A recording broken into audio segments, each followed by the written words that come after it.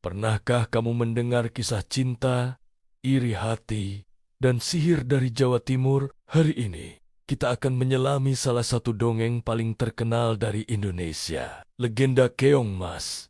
Sebuah cerita yang membuktikan bahwa kekuatan cinta sejati mampu mengalahkan kejahatan tergelap sekalipun. Alkisah, di sebuah kerajaan megah bernama Daha, hiduplah Raja Kertamarta yang bijaksana. Beliau memiliki dua orang putri yang cantiknya tiada tara, Dewi Candrakirana dan Dewi Galuh. Candrakirana, sang putri bungsu, tidak hanya cantik parasnya, tetapi juga hatinya, kebaikan dan kelembutannya membuat seluruh rakyat Daha mencintainya. Sebaliknya, Dewi Galuh, sang kakak, meskipun sama cantiknya, menyimpan duri dalam hatinya. Ia diliputi rasa iri yang mendalam terhadap adiknya sendiri. Kebahagiaan menyelimuti istana ketika Raja Kertamarta mengumumkan pertunangan Candrakirana dengan seorang pangeran tampan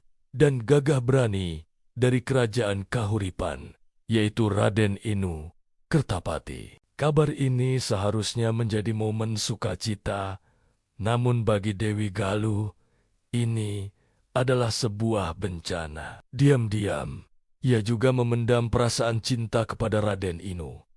Mendengar tunangan impiannya akan menjadi milik adiknya, api cemburu pun berkobar hebat di dalam jiwanya, membakar habis semua akal sehatnya, dibutakan oleh dengki dan hasrat.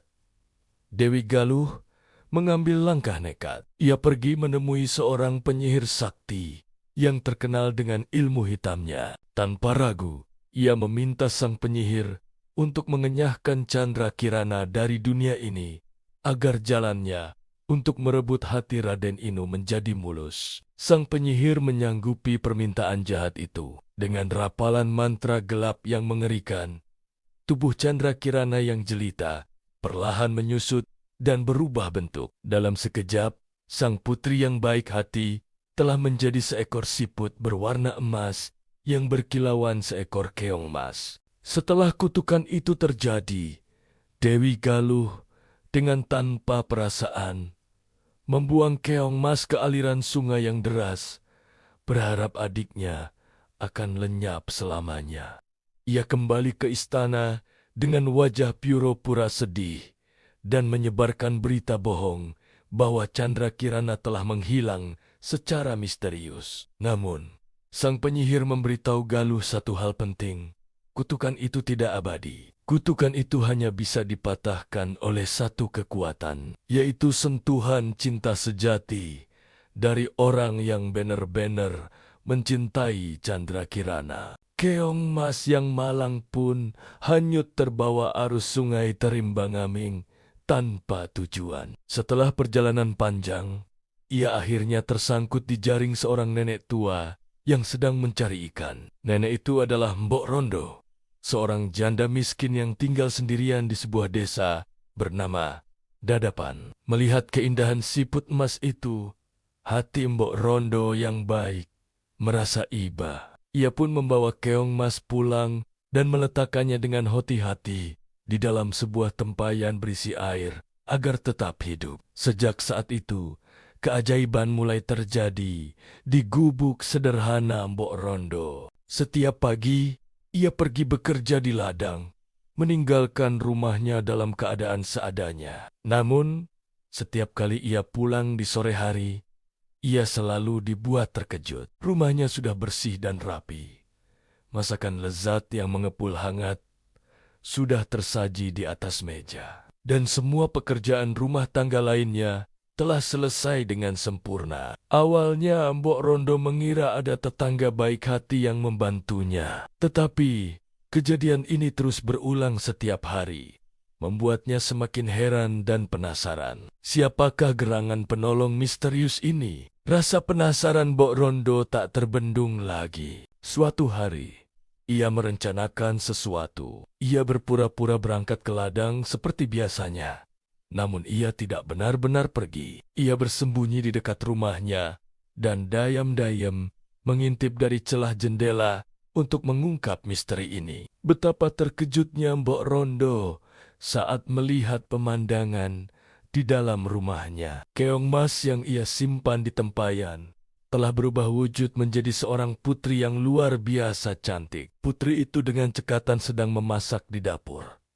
Persis seperti yang ia duga. Tanpa menunggu lebih lama, Mbok Rondo segera masuk ke dalam rumah. Sang putri terkejut dan tak bisa lagi kembali ke wujud siputnya. Dengan berlinang air mata, Candrakirana akhirnya menceritakan seluruh kisah pahit yang menimpanya. Ia menceritakan tentang pengkhianatan kakaknya, Dewi Galuh, dan kutukan jahat dari penyihir yang mengubahnya menjadi keong emas.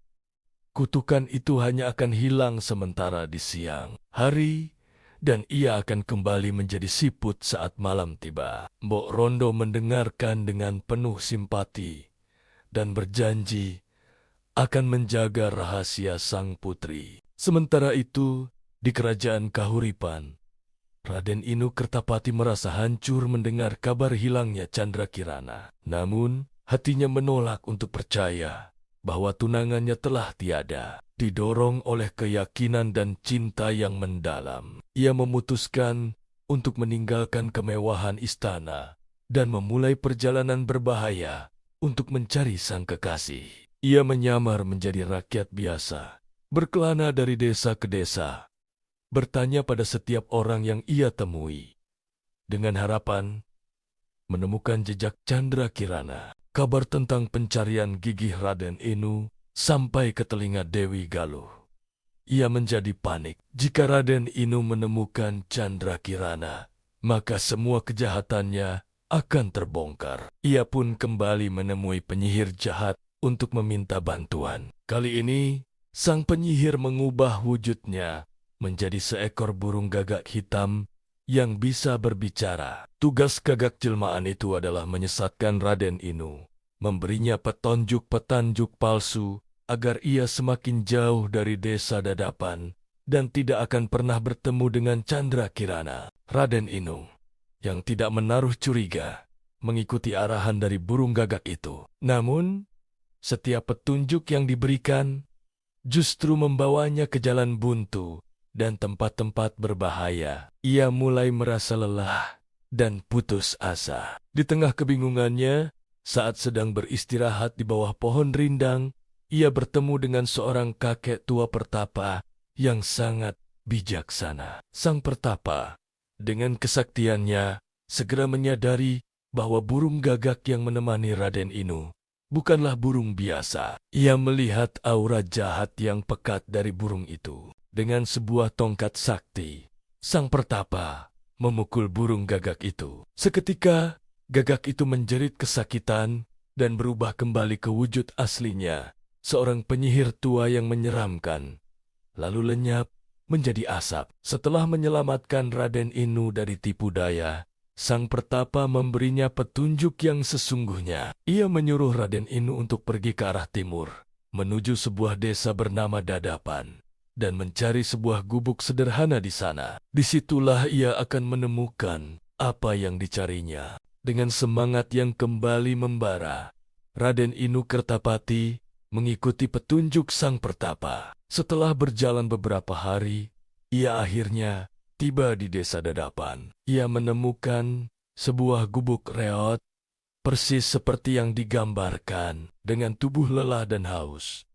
Ia mengetuk pintu dan meminta seteguk air kepada pemilik rumah. Pintu pun terbuka, dan seorang nenek tua, Mbok Rondo, menyambutnya dengan ramah. Saat Mbok Rondo hendak mengambilkan air, seorang gadis muda muncul dari dalam rumah. Mata Raden Inu terbelalak, jantungnya berdebar kencang. Wajah gadis itu, wajah yang sangat ia rindukan, wajah yang selalu ada dalam mimpinya.